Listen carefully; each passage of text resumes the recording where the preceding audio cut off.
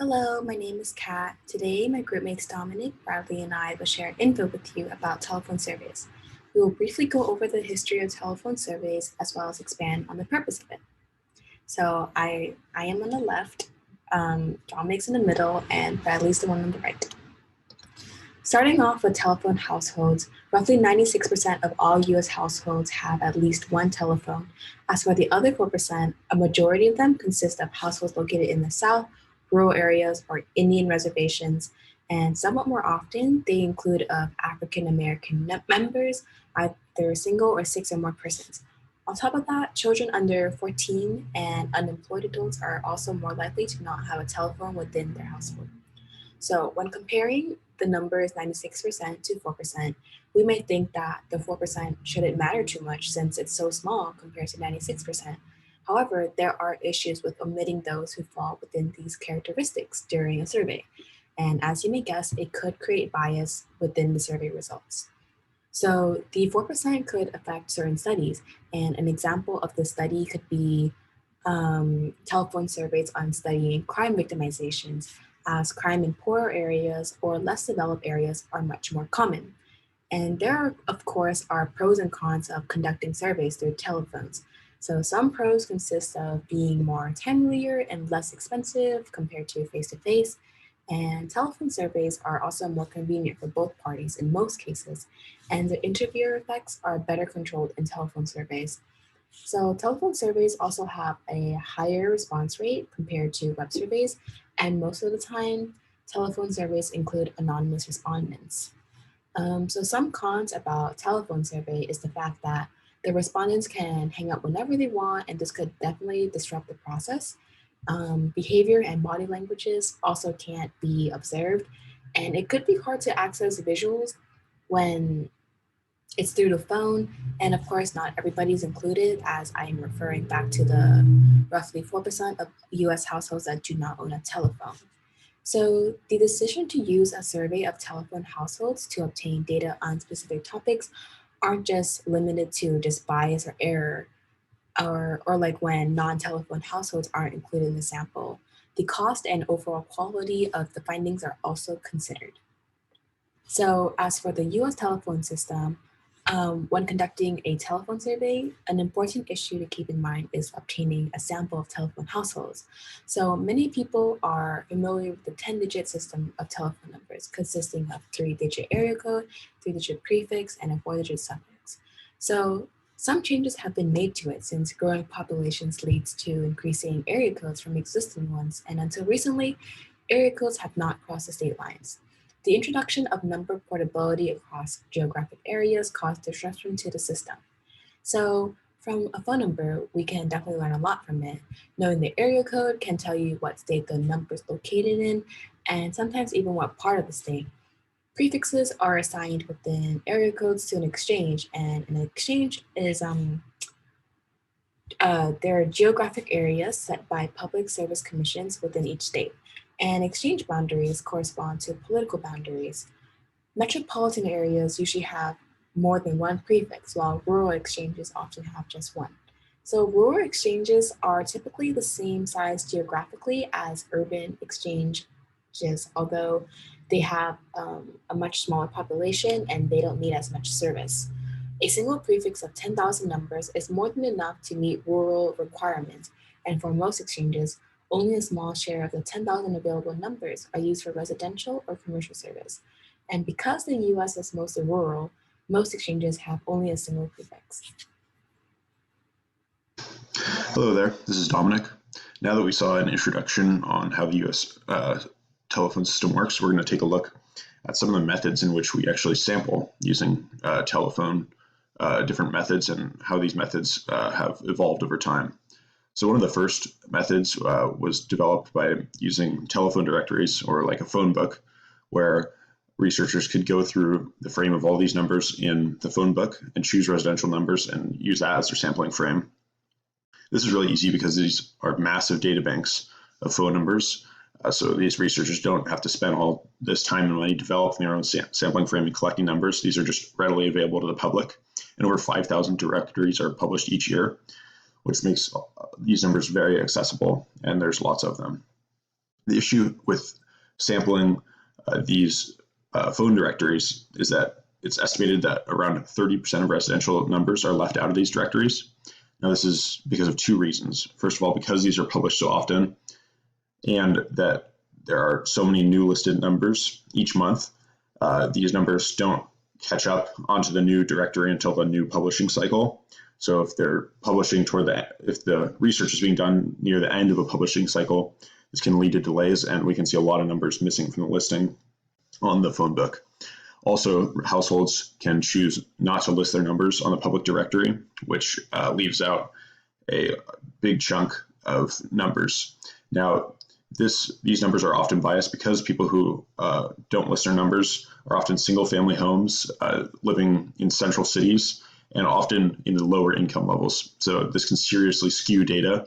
So researchers no longer solely use directories for sampling, mainly because of these bias issues. Now, another method is using random telephoning, just completely randomizing the numbers. So this is done by using the area code prefix, the first 3 digits of the number, and then a known working secondary prefix, and then cycling through the last 4 digits by completely randomizing this. Now, this is a great method because it eliminates a lot of the bias in the surveying that we saw from the previous methods using directories. Now, the issue here is that many of the numbers are non-working, especially in rural regions where we see upwards of 80% of these numbers not in operation. Now, in urban areas, we see a tritone message followed by the message number not in service when the number is obviously out of service. And this can rapidly speed up this mass surveying of these random numbers in urban areas. But in rural areas, the numbers generally ring out, and so researchers won't know whether these numbers were out of service or if the person just wasn't picking up. And this can lead to massive amounts of time and money used to survey all these numbers. So generally, when we're surveying in rural areas, the number surveying can take so much time and money because of the lack of this tritone ring and the fact that 80% of these numbers are not in operation. So since all these numbers cost time and money, it's not a generally used idea these days, generally because a lot of surveying is done and it has to include rural areas where calling all these numbers just takes way too much time. Next was a new idea, which is commonly used more today, which is the idea of clustering. Now, these working residential numbers are known to be clustered near each other. So once a number is found, it's generally thought that most of these numbers are somewhat close to each other. So if we find a working number, the idea is that we can find a bunch of working numbers around it and survey from there. Now, this idea was developed by Warren Matovsky, a statistician at CBS News, where he developed a 2-part system. So phase 1 would be a relatively small sample where we would completely randomize that 4-digit suffix like we saw in the previous method of completely randomized surveying, where we would sample a small number of that and get about a 25% response rate in these numbers. Then, once we found the numbers that were working, and we've filtered out the numbers that are not working, we sample around these working numbers in what we call a 100 bank. So using the last 4 digits, we sample in the 100 bank by changing the last 2 digits of that 4-digit suffix and sampling within that 100 range. So if it's a number 5432 that's working, we can sample 5400 to 5499. And that would be our 100 bank sample. And generally, we would get a 65% hit rate, which is much higher than that 25% response rate that we were seeing previously, which is the completely randomized telephoning. So this method was developed more and more, and you'll see some of the refinements in the next slide. Thank you. Hi, I'm Bradley, and I'm going to continue on how the clustering method evolved. So Matovsky was unsure about some of the statistical properties of his clustering approach, so he asked one of his colleagues at Westat, Joseph Waxberg, for help to optimize this clustering method. So among other things, Waxberg gave some insight on appropriate cluster sizes, stratification, and households that have more than one phone line. So this technique came to be known as the two-stage Mitofsky-Waxberg method, and it became the standard for sampling telephone households. Now, it was inexpensive to randomly generate numbers to call, and it reduced the amount of dialing because interviewers didn't have to dial as many non-working numbers. Now, a popular alternative to the Mitofsky-Waxberg method is the list-assisted method. So this involves using commercial mailing lists as a starting point for sampling, and it allows the researchers to select samples more efficiently. One company who has these commercial lists is called Metromail, and they used phone directories from all over the country to establish a national contact list. And there are also over 30 states that sell automobile registration lists. So they added that to their phone directory contacts, and in total, it adds up to over 75 million households on file. Now, when you use these commercial lists and you sort it by telephone number, you can screen out the 100 banks that don't have any listed numbers. So this method is simpler because there's no need for the first phase of sample selection. Now, despite all the advances that have been made in telephone surveying, there are still other challenges that exist. So an increasing number of people only have cell phones with no landline.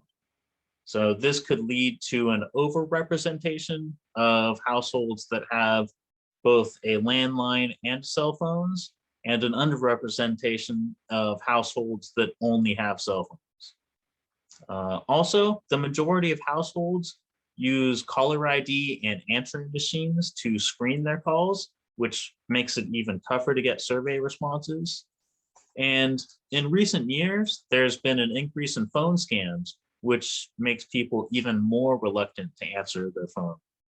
So a combination of these factors has added up and contributed to the falling response rates across the industry. And, I think we've all experienced this to a certain extent. How likely are you to answer an unknown